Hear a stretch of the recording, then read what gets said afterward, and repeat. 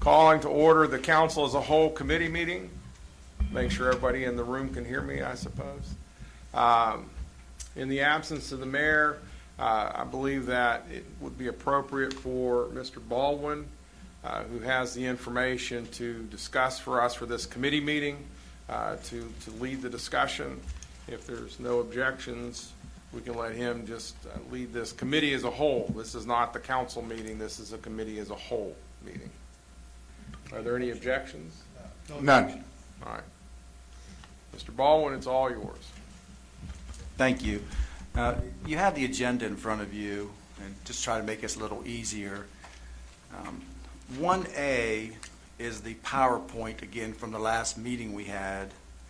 1D is a follow-up from Jeff Wilkerson, some recommendations, what he's looking at for stormwater. Or 1D is the draft ordinance we can talk about when we get there. 1E is the memo from Jeff. 1F is the U.S. EPA administrative order consent that you've passed and you're aware of, and you've had that in the past. And 1G is just some stormwater frequently asked questions in draft, and we'll continue to update those based on best practices that they have from DEP and so forth. So we don't need to go over all those. You have those. I just wanted you to have it in a packet because it all deals with stormwater. I think the crux of the meeting is to talk about 1B, 1C, and 1D, if there's a consensus of the committee after discussion, how we want to move forward, because really that's where we are with stormwater discussions. So if you look at 1A, if you remember 1A, that was the PowerPoint presentation from GKY. Through those committee meeting minutes, the consensus of the committee was to move forward with GKY's recommendation on the ERU per unit for residential and the dollars we wanted to generate for a stormwater utility, and to allow stormwater to continue to grow with personnel and meeting permit requirements. 1C, 1B is the recommendations that Mr. Sprickler has that printout. If you look at 1B, that's the recommendation you all did from the committee meeting. And Mark's going to talk about your recommendation based on the PowerPoint. 1C is the city staff looking at that PowerPoint presentation, and Mark looking at how he structures fees for like fire fee when we did that, and being a little more fair and equitable with the residential and commercial phasing in. It's a little better than the PowerPoint and the consensus of the committee that day's recommendation. So we have a better scenario that Mark will go over. So I think that's the crux is B and C, if we can just move to that and get into the meat of the discussion. So if you look at 1B, just so you understand what you're looking at, I kind of summarized the spreadsheets and kind of giving you an idea how many ERUs, how many customers have those number of ERUs, percentage of people that would be getting bills, what the billing would look like. First page is residential. You see that nobody would get less than $144 a year, and that's 86% of your customers, your residential. Your commercials, what on page, the second page, there's a large variety of ERUs there. And I'm going to go back and forth because I want you to see the very back page of B, you see the total revenue estimated was 1.9 approximately million. If we end up, once we start talking about C, we only lose about $100,000. So if the main thing with what the committee looked at through that presentation was doing it based on whole ERUs. I ran an example based on a half an ERU. And if you compare the two first pages for residential, you got 86% of the people paying $144. You've dropped about 39% of your residents are only going to pay $72 if you go that route. So now you've got it spread out a little more, and I just think that we're basically presenting that as $6 per half ERU a month, $6 a month per half ERU. I like the looks of that as far as it being a little more fair and equitable.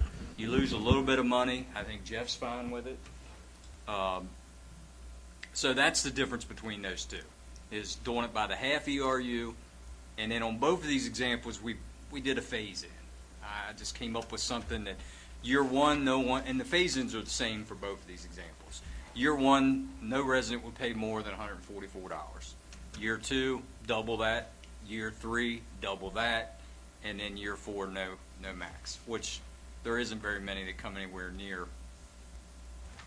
There isn't very many over a couple $100, I don't believe. I think the bulk of 90% of everything's in the first couple ERUs. So that was the methodology and thinking about a phase in. The phase in for the commercial, I kind of took 25 ERUs, doubled that to 50, doubled that to 100, and then there's no. So that gives some of the businesses that got the large time to plan for this.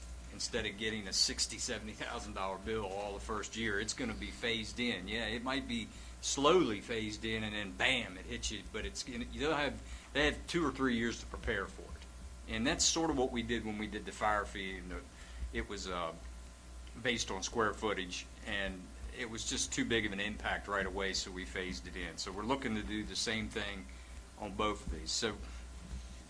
So if you're fine with the phase-in recommendation, we think we can set that up to bill things that way.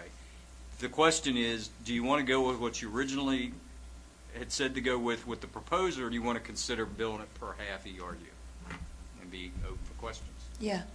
Can I ask a couple of questions? So just because this is being recorded, an ERU stands for an equivalent residential unit, also called a billing unit. And a billing unit is a little bit easier for people to understand what that means. And so you're proposing that instead of it being one of them at, 2,200 square feet is a billing unit, that square footage is a billing unit, that you take it down to half of that and do half billing units.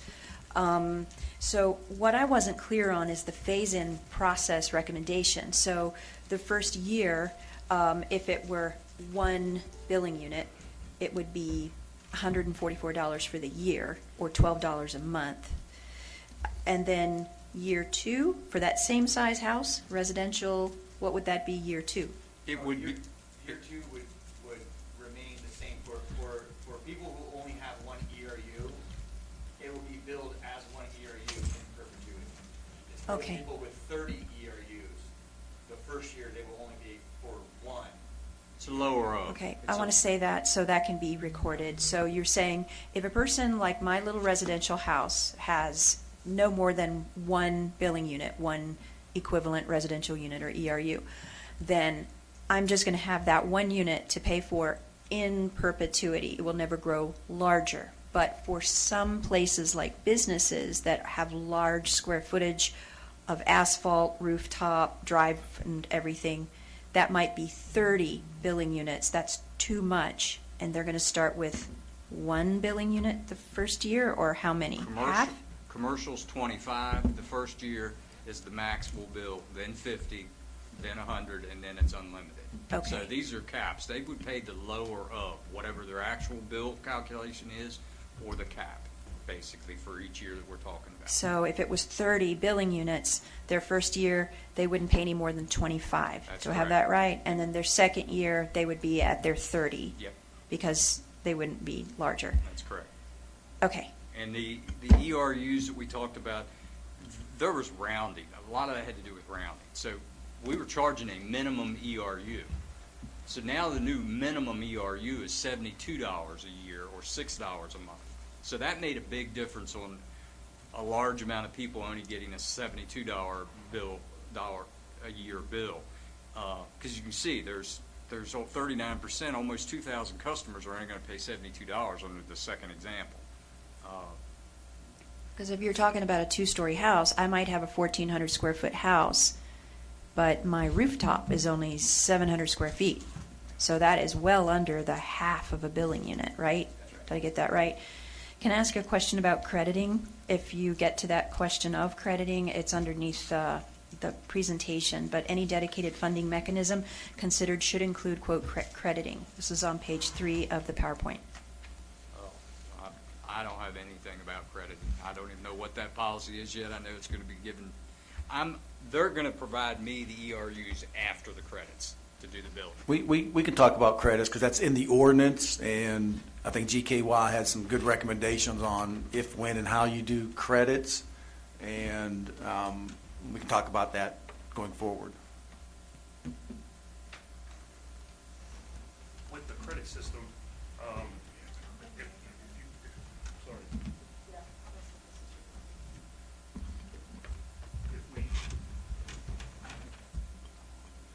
If we go with the phased-in plan, like Mark was talking about, everybody would be getting a credit, residential and commercial, for the first 3 years. So we really wouldn't put any type of a commercial credit plan together for the first 3 years. That would give us time to get a good credit program together, because you're not getting charged your full amount until after the 3rd year. On the residential side, you're going to be getting a credit anyway, because we're going to be charging by half ERUs instead of full. That's why we're not looking at a residential credit program right now. I was thinking more like trees, ponds, things like that, but that doesn't, With the credits that you're getting at half the ERU, even the work that you might do might not add up to that equivalency. I got That's why it. we like the half ERU idea. Okay, just makes it clearer, more fair for everybody, even if I choose to change my entire yard into a rain garden, for example. Yes. You're proposing to push this through with no ability for somebody to retain, if they want to retain 100% of their water on their property, they're getting no credit whatsoever to do that work. You're still getting credits by half the ERU. But if I'm taking 100% of the water, which is possible, Yes. then I should be charged zero, because I'm not creating 1 ounce of runoff. Everybody is still going to be charged a limited fee for stormwater, because there's still going to be stormwater services that are going to be performed in that area. Okay. I understand, me and you've had this conversation privately before talking about it. But if I have property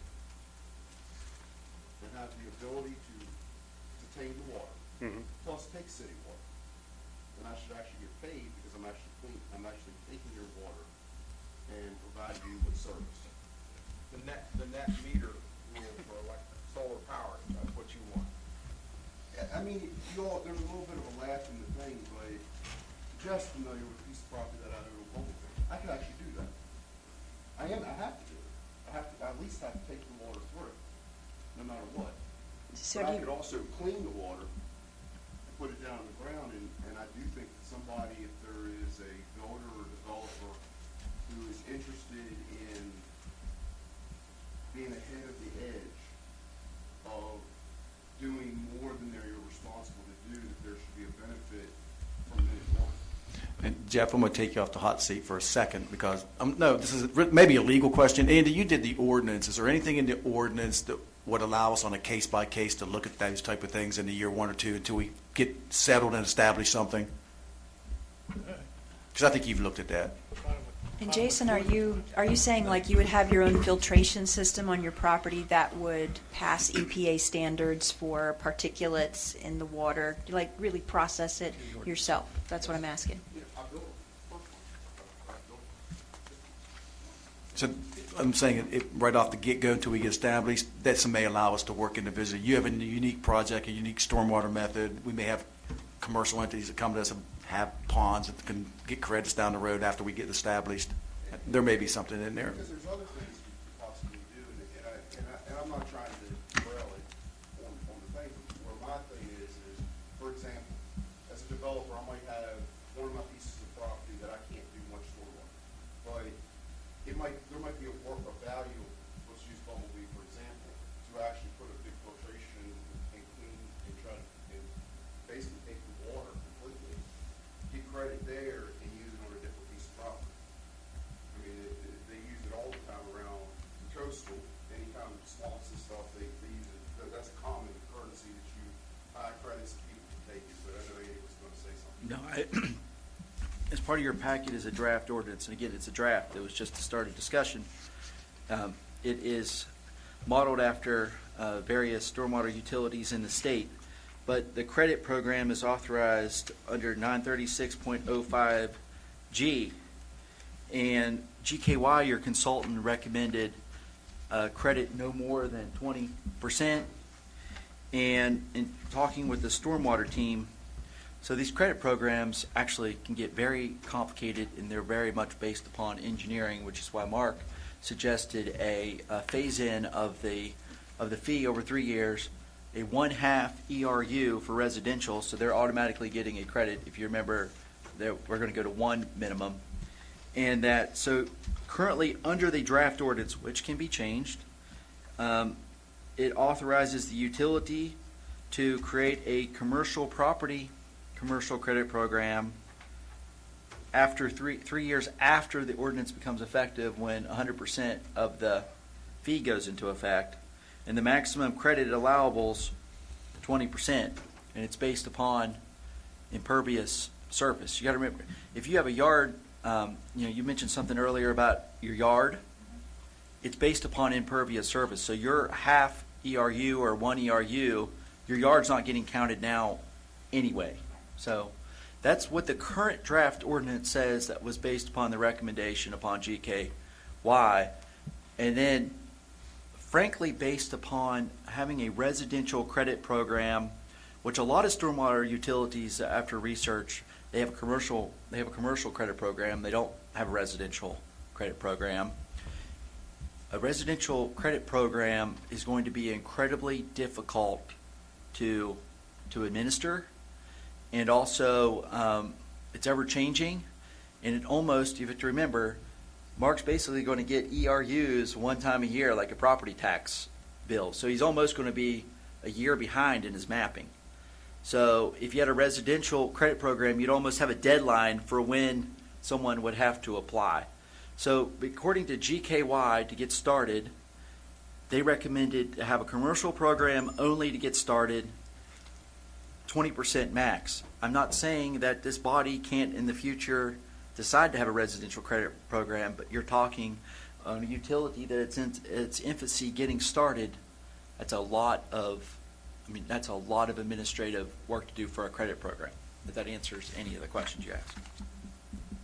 And I could only I'd like to add on to that is that whatever the credit program is, I allowed for 20% for credits and uncollectible when figuring the revenue. So as long as we don't start having a larger uncollectible, or we're giving out 20% on everybody, not everybody's going to get a 20%. So that, as long as we're within those parameters, it shouldn't affect the bottom line with whatever program you all decide to do, commercial or residential or whatever in the future. Number C, you all only have 3 pages. That's missing a page, this notice set. Because it should be the 4 pages like the B. You all missed, I think that when it was run through the copier, they must have missed one side. This right here, any copies? Yeah. Number C should have front, back, and I don't see a page. Front, back, front. Yeah, so there's a page, no, that's not it. It's missing altogether. What's the last page of yours say? It's missing this page for the second example, and it only got that page. Let him run it real quick. Well, that's not the right one. I have the right one on me, probably. No, I don't. Mark, while you're looking for that, I got a question for Jeff. It's only this, there's no. Jeff, if we get into these credits, like Jason was saying, you still have to police these sites. Even if someone does have 100% capture on their property, you still have to monitor. Yeah, we've got to monitor, Report. we've got to do inspections. So you're still expending labor Yes. on those sites. And if we had some type of, just for an example, a residential credit system that you could get a 20% savings, you're going to have a lot of resources checking these sites on a regular basis to make sure that's going on. And there's got to be some kind of proof that you're actually cleaning that water. Right. I mean, just the saying you're cleaning it, Right. you have to have analysis. It's got to be inspected. That's a good point. There's got to be analysis on it.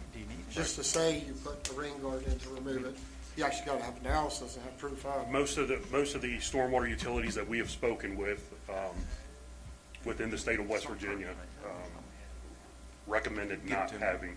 Give it to Andy. They like the 1/2 ERU as a credit for residential, because they don't even provide residential credit programs at this time. They all did commercial, but It's counterproductive what stormwater should be. I mean, the whole idea of stormwater is to keep it localized. The idea is to put the water back in the ground as fast as you can, so that it can penetrate through and be clean, go back down to our water table, not to our waterways. I mean, that's the purpose of stormwater. Did we not talk about, as a utility, you still have a minimum charge? You have that minimum charge, like water. If I don't use water, you're charging me a minimum charge. our recommendation would be everybody would be charged half of an ERU, And that's, I think similar we're- to the water utility. yeah, there's still a charge for service. DEP, permit requirements, oversight, administration. Yep. And if I understand it, the whole thing driving this is the West Virginia Department of Environmental Protection and the United States EPA as well, right? Yes. Those are the ones that are saying, we have to have this in place. I'm sorry about the feedback here. That we have to have this in place. We have to have a,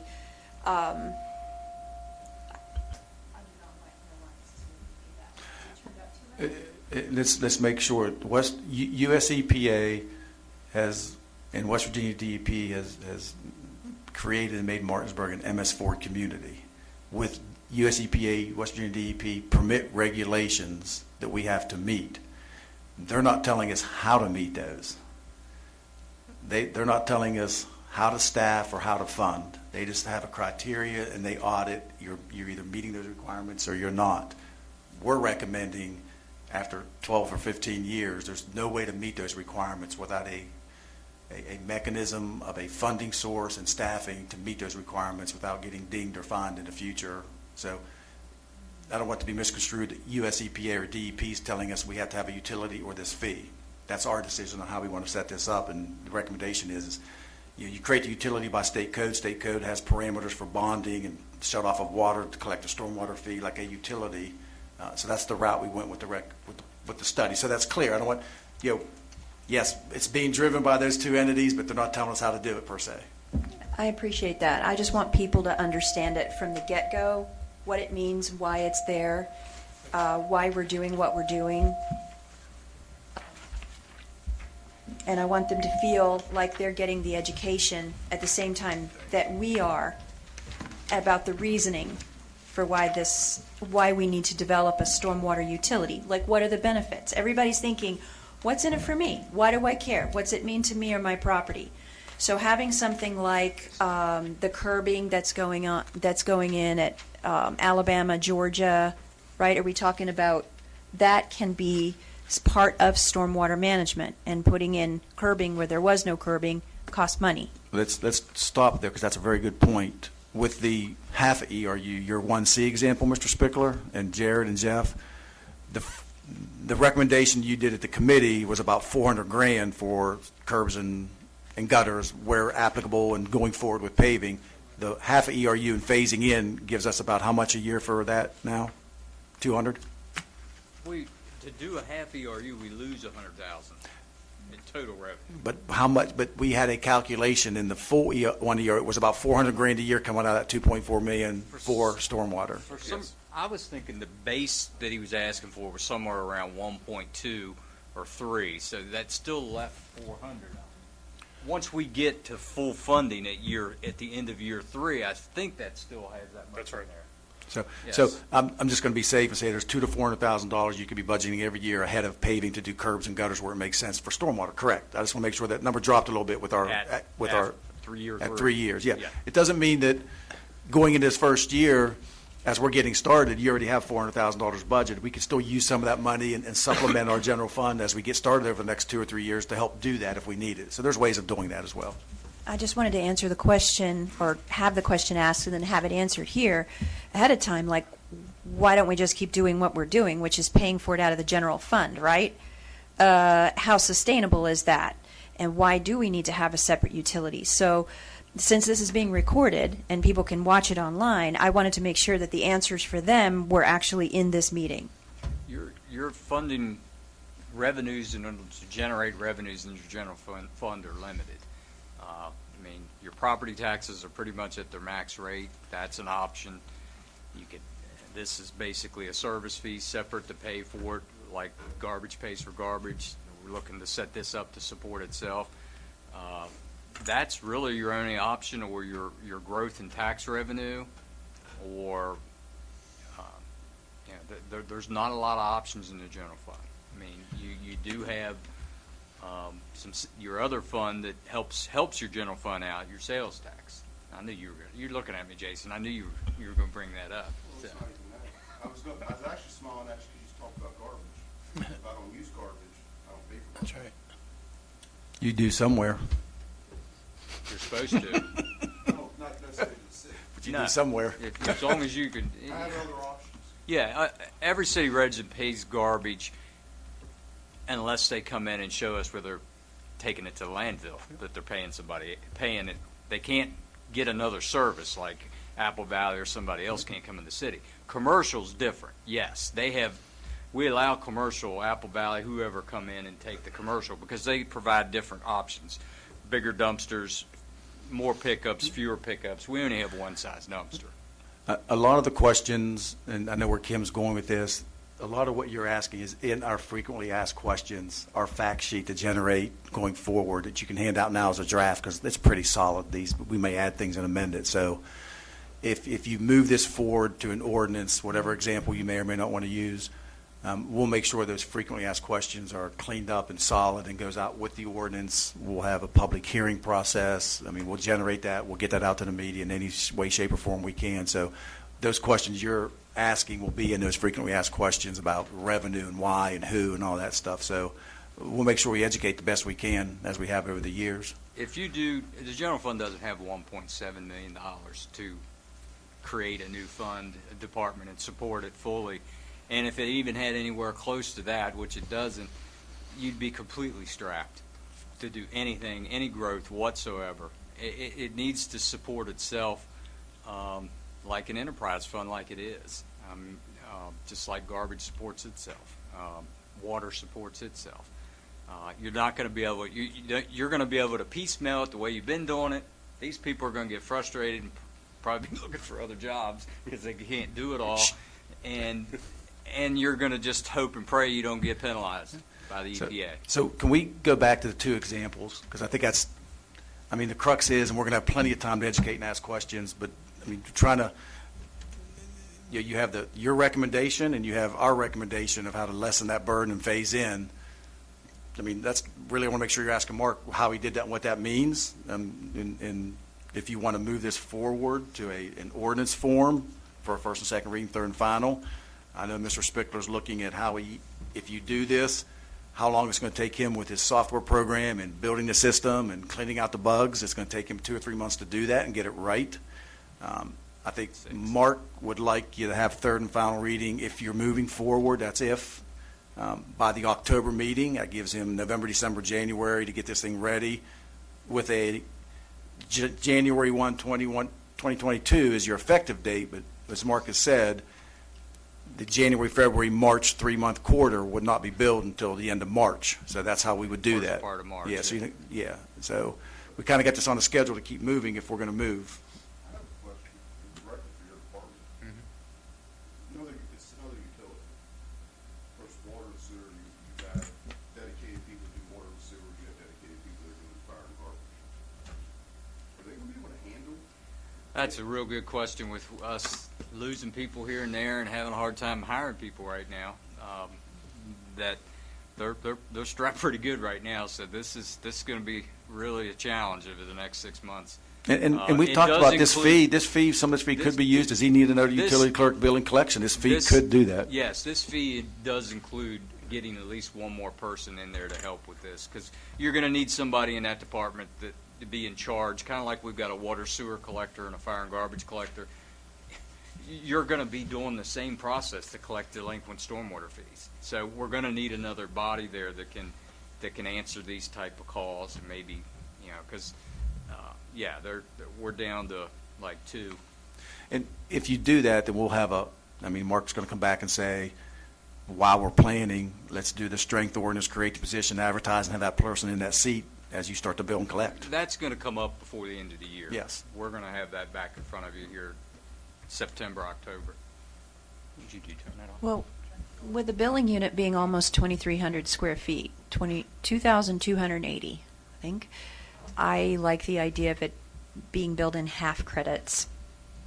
Yeah, we do too. We think it's a lot fairer structure and it phase in. I mean, I think that's, we're finding a better way to implement this from the get-go over that 3-year period and be more fair. I mean, the only thing I didn't like about it, is if you're billing it quarterly, you're billing $18 a quarter. But if in the system that we just implemented, and the customers are going to be able to have the options to sign up, that we don't have to send out bills. They could get emails. Is there any way to pack it, I'm sorry. No, that's fine. I was done. Is there any way to pack it going to the water sewer and do it simultaneously? No, because not everybody's on our water, not everybody's on our sewer. It's a mess. Yeah. So we are able to cut their water off, and that's in that ordinance. If they don't pay, if they're not on our water, then that's why we got to have that agreement with the other water agency, so we can notify them to turn the water off because of unpaid stormwater fees, which they will do, because we do it for each other now with sewer. So that's really the only way, and that would be the first method of trying to collect it. And then the next one's going to be that it would, since it's a municipal service fee, we go through the letter process, and it comes an automatic lien through home rule. And if you moved forward, probably before the first and second reading, we know by the parcel data who those large residential units are that may have a larger ERU coming, and we know who the very large businesses are. They're going to have larger ERUs at the beginning or in the end. We'll probably try to bring them in and let them know. So, you know the big parcels are out there. There's a handful that we're going to have to educate because it's going to be a very large new expense for them to plan their budgets going into March of next year. So we'll do the best education we can with some of those larger users and payers. And a lot of those larger users already paid for a stormwater management study that we required, and I would almost assume that most of them are going to be eligible for some sort of credit based on some of the work they've already done. Yeah, and we'll cross that bridge with engineering, yeah. But not residential. I'm not, So your residential builder who's out there building multiple houses that has to spend money on capturing the first inch of water is getting no credit whatsoever for his home. your developer that did a nice stormwater project, and then the residents that bought the homes in there, that's a question for your stormwater guy, not me. And I think But I know what you're that'll be saying. addressed down the road, because that's really a commercial development. He calls it residential, but still a commercial developer. It's still, yeah, so we'll deal with that. So you're saying if they would get some of that, you would think they would get credit if a residential developer is putting that kind of stormwater in? Well, he's required up to a certain amount. I need to refer to my legal advisor, because Andy, we've talked about that with, Differently, right, Ken? well, It's not commercial. yeah, It's a residential development. right. But we know that you're going to have, we have developments going on right now that's done certain things that may come and ask for that credit when we're allowed to do that. We've talked about that. But still, there's that minimum, there's that 20%, so those are things you got to work out. How about rental property? Residential rental. It's called residential rental. Well, the renters aren't paying this. No, it's going to the property owner. Yeah. But going it's to the included property. in your rent when you. Well, yeah. Well, maybe not. Maybe he's a gentleman that's going to just eat it, like a property tax increase. He's not eating those either. So anyway, can we get, let's go back. We need to get back. Yeah, no, I mean, Yeah. So what, do you have questions on the two examples? Do we want to, yeah, what I handed you was the full page of C. There was a whole page missing that just shows you more of the ERUs and who's getting billed what, because it lengthens the number of different types of billing you're doing. But I wanted you to have it so it showed you what everybody would be paying. So the biggest thing is you're going to lose about $100,000 between doing it at one ERU and a half ERU. Is it worth it? I wouldn't have thrown it in front of you if I didn't think it was worth it. I think going from 2/3 of your residents getting 144 to now only a third of them getting half that, I don't know why you all wouldn't jump on that. That was why I gave you a second option. so you're looking at, on your 1C, you're talking about $1.7 million? Yes. 1.2 in year one, year 0.5 in year two, 1.6 in year three, 1.4 is your 1.7 on that back page. Yep. And in that, you've already have your less credits and deductibles, you already have that deducted. So if you look at the yellow, that's your max, and what he's taking deductions, that's what you expect to get in your budget. And I know it's a little less than what we GKY established, Jeff, so, and I think you've confirmed with us that to get this thing started, you can live with that? Yes, that's correct. Yeah, year one, we would get 1.25, and then we'd grow to 1.5, then 1.67, and then almost to the 1.8. Anything, if we were already spending the 1.2 in year one with staffing and the things we needed to do and projects, and you wanted to do the curbing, and we didn't, we could use other funds that the city's set aside in order to offset that if that was if that's your choosing. We were willing to do that in order to phase this in. Andy, this is a question for Andy. Your ordinance is regarding a stormwater utility, and it probably doesn't have anything in there about how you use the funds, correct? And I want to make sure that, because I think it is a very good selling point to the community and residential and commercial, that if it's this council's intent to do this utility fee and collect and set aside money for curbs and gutters, that's a benefit to those neighborhoods. Kind of a corollary to that, would pocket parks be included in that with holding ponds? And could we have, even a bench or two in a pocket park like that would act as a stormwater retention, like it would be part of stormwater, but it would also be a benefit to the community just for an afternoon, to sit and have a picnic? Why Andy's looking for that, I can tell you, enterprise fund, which we're going to do, where it supports itself, we can only use this for stormwater fees. But I know, but curb and gutter, Can't be used stormwater. for anything else. Yeah, I know. We're not going to use it for a garbage truck yet. You're allowed to use any revenue for any act that's authorized under 821C of the West Virginia Code and 1613-1. So it leaves it very broad as to what and the legislature actually sets out what a utility can spend the funding on. So it mirrors the state legislation as to what you can spend it on. So it doesn't say you can spend it on curb, it doesn't say you can spend it on pocket parks. It says you can spend it on anything that a utility can, and anything that would accomplish your 6 control requirements that are in your MS4 permit. And some of those things that you're talking about would fit within those 6 controls. Because those are Jeff's best management practices when he gets into smaller projects that he can use this money for. Sure.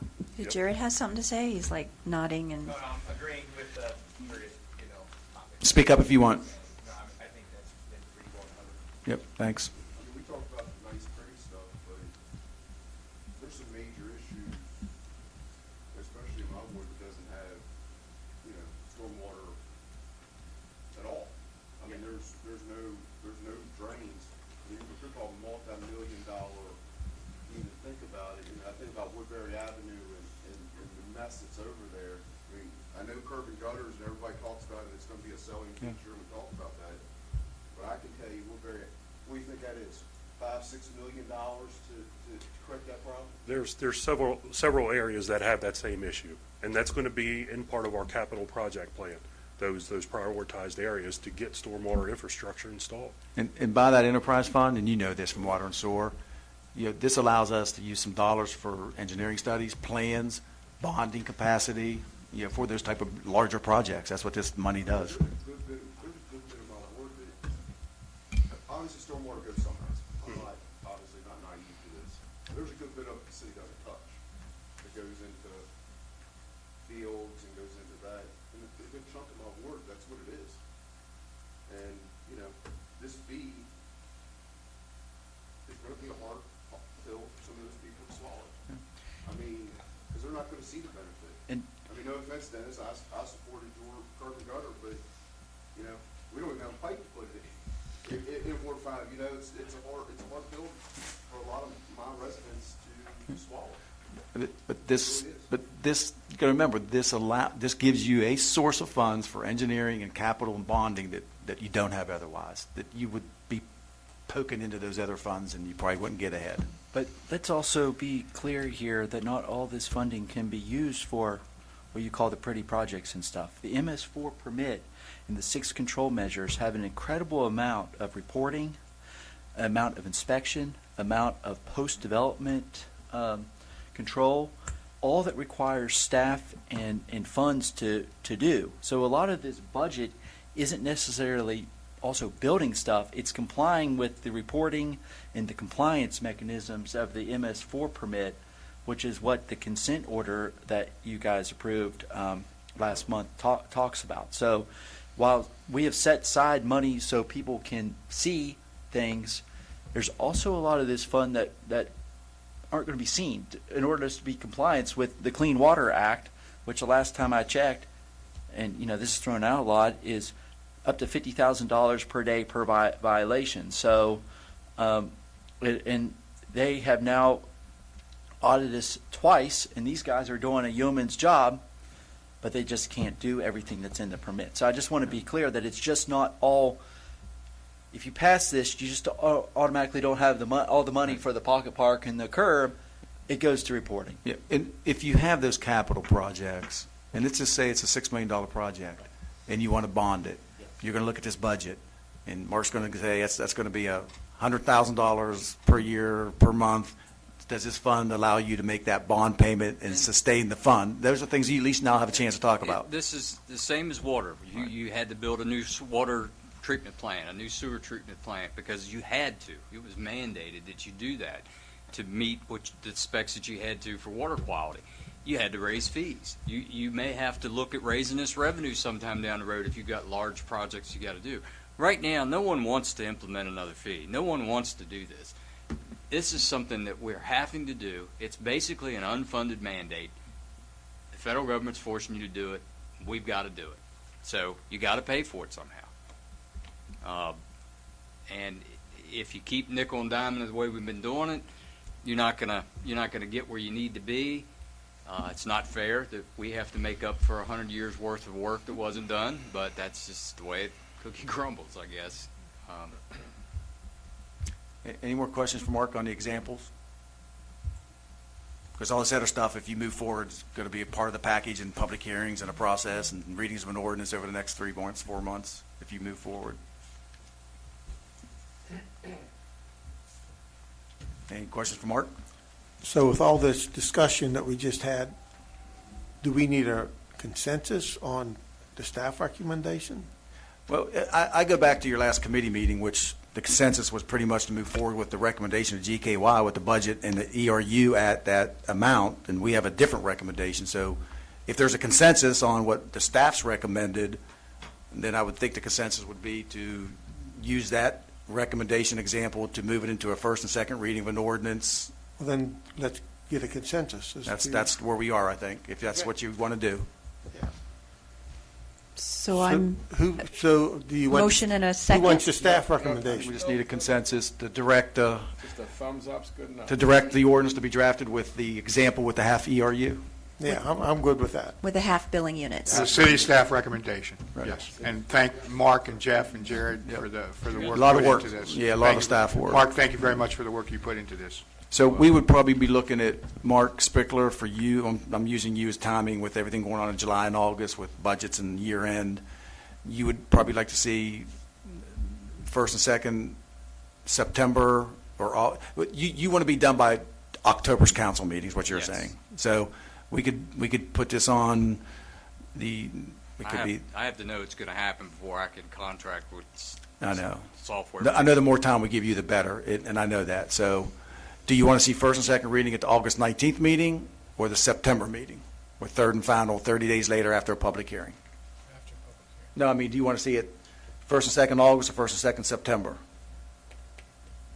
I'd like to see it in, well, I'd like to make sure there's a community education prior to that. I mean, but as far as two people have said, we're up for staff recommendations at the half billing unit, and nobody else has said anything. No, I think we got a consensus. Is that good? Yeah, everybody else said yes, but let me be very clear. I'm for absolutely no new tax. Read my lips. That's a fee. That's not a tax. That's a Your fee. It's a service. Service fee. It's a tax. So My question goes back for planning purposes, is do you want to see first and second reading at the August 19th or the second Thursday in September? I think you're better off waiting until September. I do too. I agree. So, first reading September, we'll have a public notice for 30 days after that for a public hearing to occur before the third and final reading in October. Yeah, you've already changed your meeting later in Right, August. I We know. got committee meetings. So I'm just saying, for us to get it out, and we'll get the message out, is the first and second reading, we'll get the ordinance out for review, we'll get it to you first, obviously, and first and second reading, September's meeting, third and final after the 30-day notice that goes out, and a public hearing, and then third and final. Correct, Ken? Now, That's it. Andy's ordinance is draft based on a half. Right. So. We'll clean that up. Shouldn't need to be tweaked a whole lot more. We're basically ready to put that on the agenda because it's vague with the credits, I think, isn't it? Yeah. So We'll you can clean it up. fine tune that later. Yeah. You mean There, broad? there is, Well, I meant that it doesn't give any details. It just approves a credit program. there is a slight possibility that I won't be here the September meeting. Pardon? There's a slight possibility I won't be here September's meeting, but I'll call in if I have to. Well, you let us know. I know where you That's a live. long ways away. All right, so we good? That's it for the agenda for this meeting. Thank you. Back in 45. Yeah, you got a half-hour break. You bring food? I don't think Andy, These have been here for months. I don't think Andy brought enough for everybody. That's my good luck charm.